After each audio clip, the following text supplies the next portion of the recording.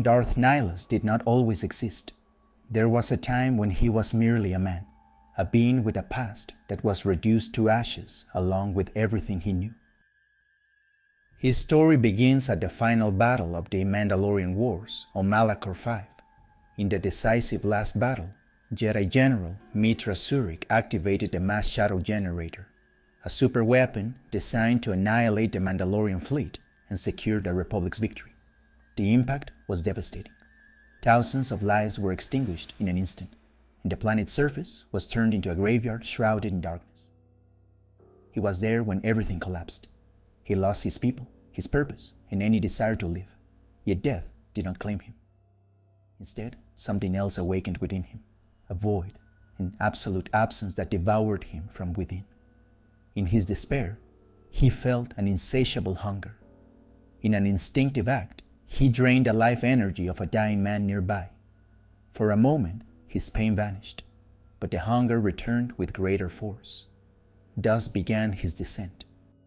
He was not merely a manifestation of the dark side. He was not a Sith in the way the ancient lords of Korriban had been. Nihilus was the echo of destruction. The Jedi, with their knowledge, feared echoes in the Force. They knew that mass death could leave wounds in the galaxy, spaces where life had been ripped away with such brutality that the Force itself faltered in its flow. Malachor V birthed a being whose spirit was intertwined with the void. Nihilus did not just emerge from tragedy, he became its incarnation. The first time he fed, he did so unknowingly. He absorbed the life energy of another survivor, an act that filled him with revulsion but also fleeting relief. For an instant, the pain and the void faded, but the satisfaction was brief, and the hunger returned, more intense, more desperate. Those who saw him and survived could not describe him with certainty, not because his form was indecipherable, but because the mind refused to hold on to the image of the impossible. His silhouette still resembled that of a man, but this was a lie, an illusion sustained by the Force. His true body had long since faded, disintegrated by his own power, left behind as rotten flesh, no longer capable of sustaining the hunger that defined him. Only his armor and cloak remained, but even these seemed to defy the laws of reality. They floated in the void, moving with unnatural lightness, as if his body were absent within them. He did not walk, he glided. He did not breathe, he existed.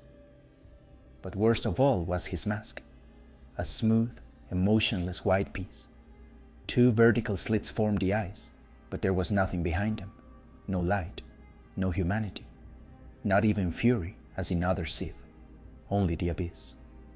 It was a portal to an infinite void, a reminder that the man who once existed had become something far worse. Darth Nihilus had no ambition in the way the Sith understood it. He desired no empire, nor clung to ancient dogmas.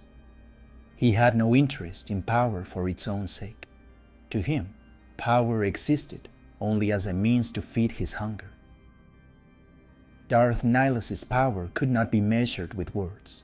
His master of the Force had transcended the abilities of any being. He did not use the Force as a tool. He was the Force twisted by his insatiable hunger. It was said his perception had grown to such an extent that living beings were mere specks of dust in a hurricane, insignificant fragments of existence before his unquenchable need. He sensed Force sensitives across the galaxy, like a web woven from life itself.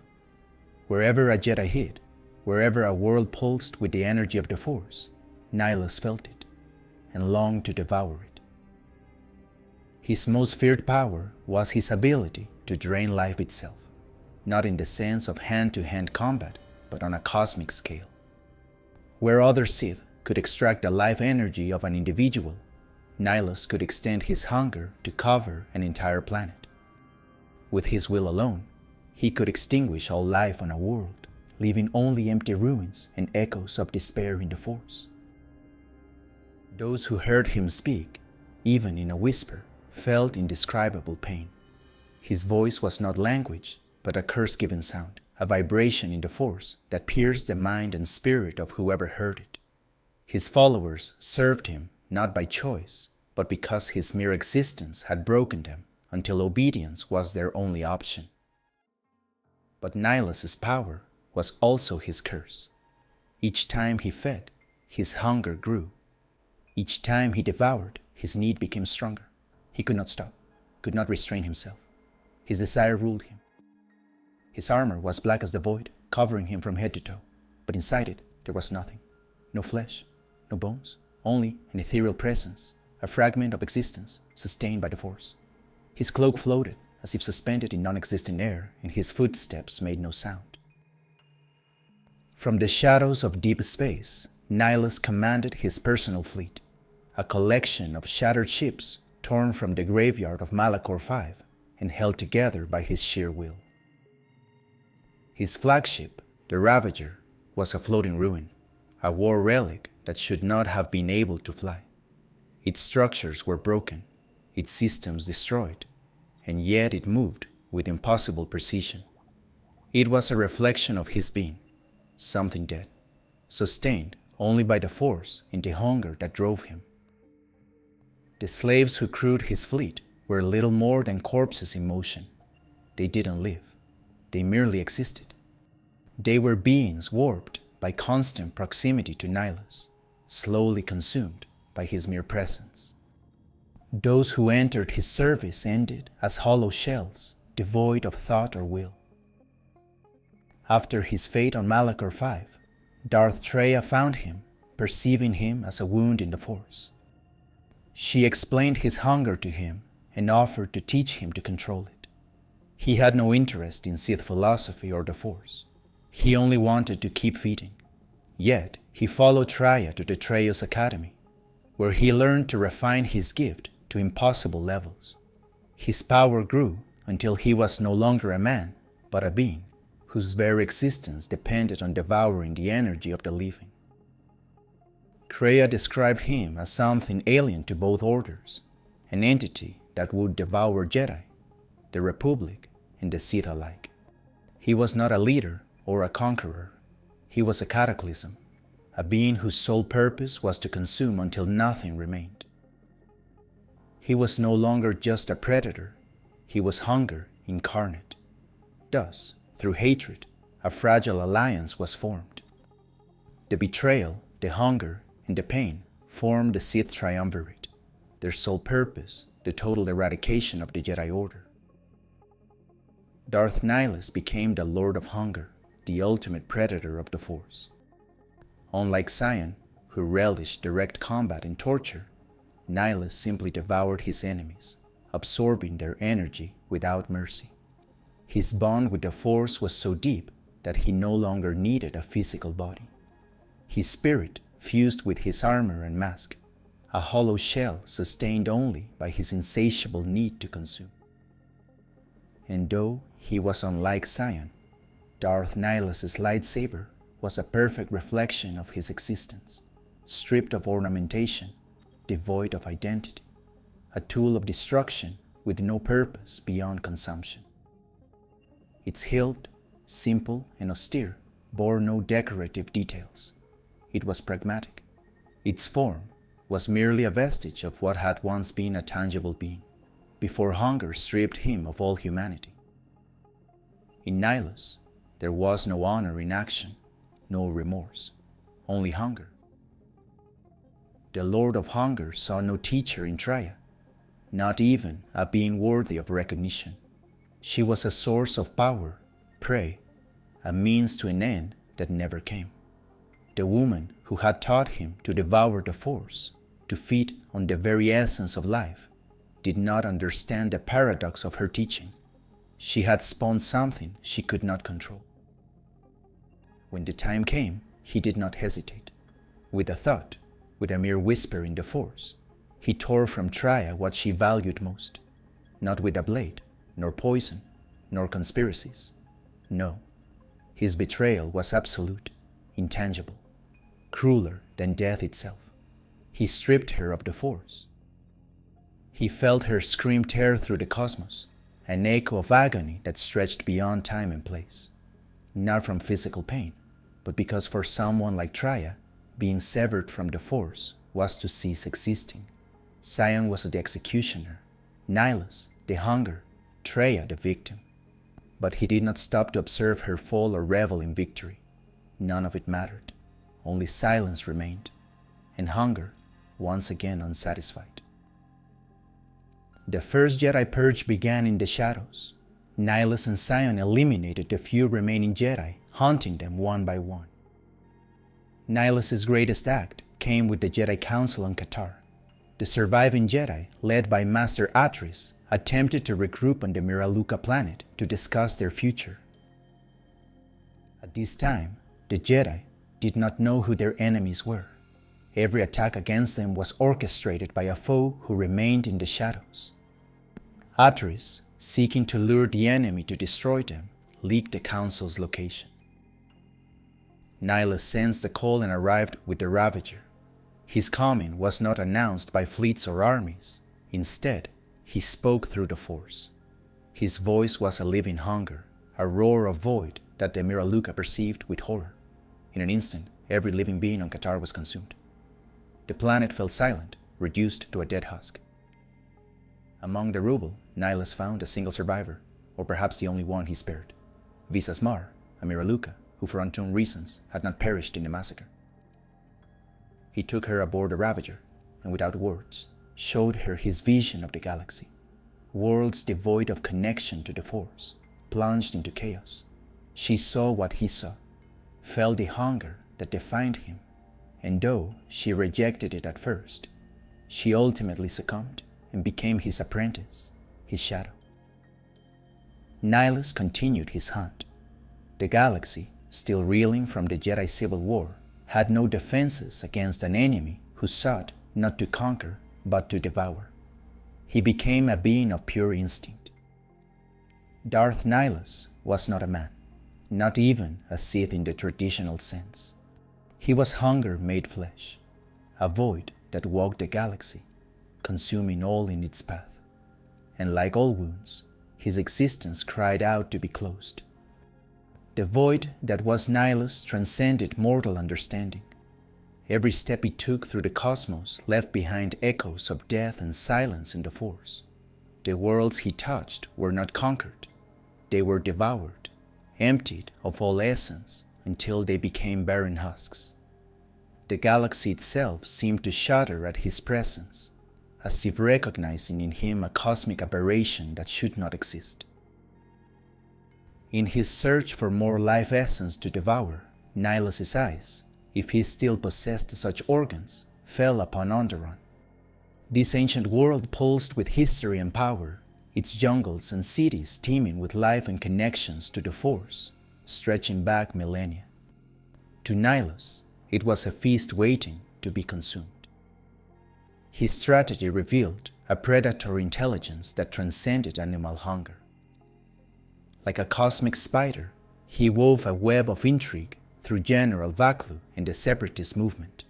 Colonel Tobin, unknowingly, became the conduit of Nihilus's will, his ears receptive to whispers from nightmares. In the tomb of Freedom Nat on the moon of Dexun, Nihilus's acolytes channeled forbidden energies. Their chants resonated among the ancient stones, altering the flow of the Force itself. The ritual vibrated with apocalyptic potential. Every gesture, every word, was a step closer to a future where Onderon would fall under Nihilus's shadow. The Dark Priests, their eyes turned inward and their minds fragmented by their Lord's constant presence, executed the ritual's complex patterns with the mechanical precision of those who had sacrificed their individuality on the altar of absolute power. The galaxy, however, is a tapestry of intertwined destinies. As Nihilus extended his ethereal influence over Onderon, a spark of resistance ignited. Mitra Surik, the exile, bearer of a wound in the Force that echoed Nihilus's own nature, returned from her self-imposed exile. Her presence in the fabric of the Force was unique, a void that mirrored Nihilus's, but with the crucial difference that hers had been forged by choice and sacrifice, not insatiable hunger. When news of her return reached Nihilus' supernatural senses, something primal stirred in the remnants of his consciousness. A presence that resonated with his own, an echo of something familiar yet diametrically opposed. He sent his apprentice, Visas Mar, to investigate and capture this anomaly. The Mira Luca, her physical eyes destroyed, but her force vision sharpened by suffering, departed obediently. Unwittingly, Nihilus had sent his most faithful servant toward the seat of his destruction. Mar's failure and subsequent defection were but a distraction to Nihilus, whose consciousness was focused on his next feeding. Yet defeats piled up. On Dexon, the ritual's adepts were annihilated. In Isis, Onderon's capital, Zurich's intervention tipped the scales in favor of the royalists. General Vaklu fell, and with him, Nihilus' plans for the planet. The feast he had anticipated slipped through his ethereal fingers. It was then that fate, or perhaps Krea's malevolent will, offered him a new target. Through the warped Colonel Tobin came news of a Jedi Academy on Telos 4, a nexus of force power that promised to momentarily sate the devouring void. What Nihilus could not comprehend was that this information was bait, a meticulously prepared trap. Nihilus' fleet emerged from hyperspace like from the bridge of the Ravager. Nihilus gazed upon Telos. His perception, which transcended mortal senses, sought the luminous signatures of the Jedi but found unsettling discrepancies. Something did not fit the pattern, yet hunger was stronger than caution. Like an addict unable to resist his next dose, Nihilus ordered the attack. The Battle of Telos 4 began with a rain of fire. The turbo lasers of the Ravager and its accompanying ships bombarded the Citadel station. The Sith warriors and Nihilus' mindless servants launched their assault, moving with the perfect coordination of those who shared a single will. What they found, however, was unexpected resistance. The Telos security force, reinforced by contingents from Dantooine and Onderon, mounted a fierce defense. Then came the Republic fleet, commanded by Admiral Carthonasi. And finally, Zurich appeared, the resonant void, the wound in the force that mirrored Nihilus' own nature. In her presence, something primordial stirred within the Sith Lord. As the battle raged around the Citadel station, Zurich, alongside Visas Mar and Mandalore the Preserver, devised an audacious plan. Aboard a small shuttle, they infiltrated the Ravager. The ship was a labyrinth of darkness and horror. The corridors seemed to breathe, pulsing with the dark energy emanating from its master. The walls themselves whispered forbidden secrets, and the shadows moved with a will of their own. The squad advanced through the hostile environment. The Mandalorians, warriors hardened by countless battles, shuddered involuntarily at the supernatural manifestations surrounding them. They placed explosive charges at strategic points, each designed to shatter the critical systems holding the monstrous ship together. Disaster struck when one of the charges detonated prematurely. The perfect balance of the plan had been broken.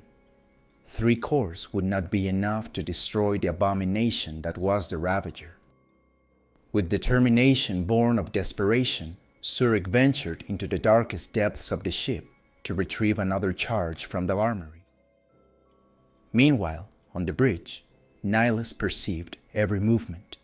He sensed the presence of his former apprentice, Visas Mar, her signature in the Force now tinged with resolve and purpose.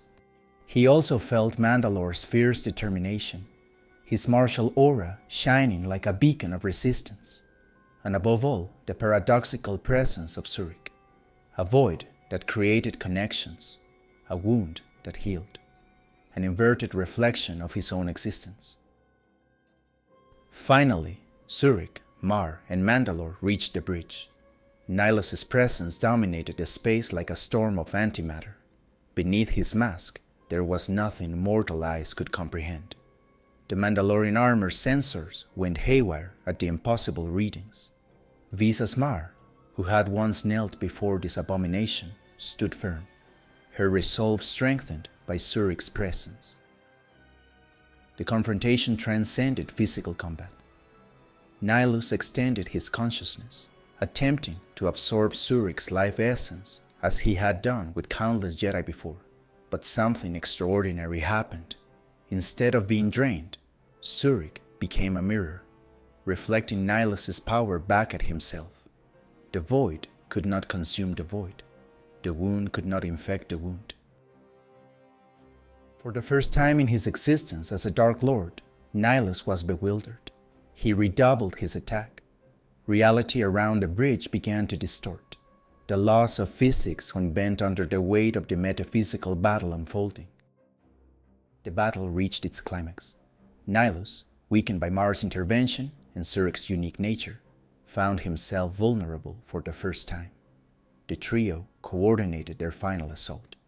Nihilus's ethereal form began to fluctuate, his metaphysical substance tearing under the combined attack. With a final burst of dark energy, Nihilus fell. The being who had devoured worlds and extinguished entire civilizations was defeated by a living paradox, an exile who had chosen to sever herself from the force he so coveted. Before leaving the doomed bridge, Visas Mar felt an irresistible impulse. With trembling hands, she removed the Dark Lord's mask. What she saw, or perhaps did not see, would be etched in her memory forever. Nihilus's body erupted in a storm of dark side energies, a tempest of power that threatened to consume the entire ship. The trio barely escaped in time. Aboard the orbital shuttle, they watched as the proton bombs fulfilled their purpose. The Ravager, the ghost ship that had sown terror across the galaxy, fractured into a million fragments. The Republic fleet, led by Admiral Onasi, decimated the remnants of the Sith fleet, now deprived of their Dark Master's unifying will. But death is not the end for the Dark Lords of the Sith. Nihilus's spirit, an aberration that defied natural laws, found refuge in his armor. This cursed relic was taken to Korriban, the ancestral homeworld of the Sith. There, in contact with the powerful dark side nexus that permeated the Forgotten World, Nihilus's essence persisted, suspended between existence and nothingness. The echoes of his presence would resonate through the Force for millennia. The galaxy had survived the incarnation of hunger, but the scars left by his passage remained as a reminder that some wounds in the fabric of reality never fully heal. The void that was Darth Nihilus, though defeated, would forever whisper from the shadows between the stars, a warning to those who dared seek power beyond the limits of nature. And so, in the depths of Korriban, surrounded by the specters of Dark Lords fallen eons ago, a fragment of the consciousness that once threatened to devour all galactic life waited, not at rest, not in death, but in a state that defied understanding, a wound in the Force that, like all wounds, might one day reopen.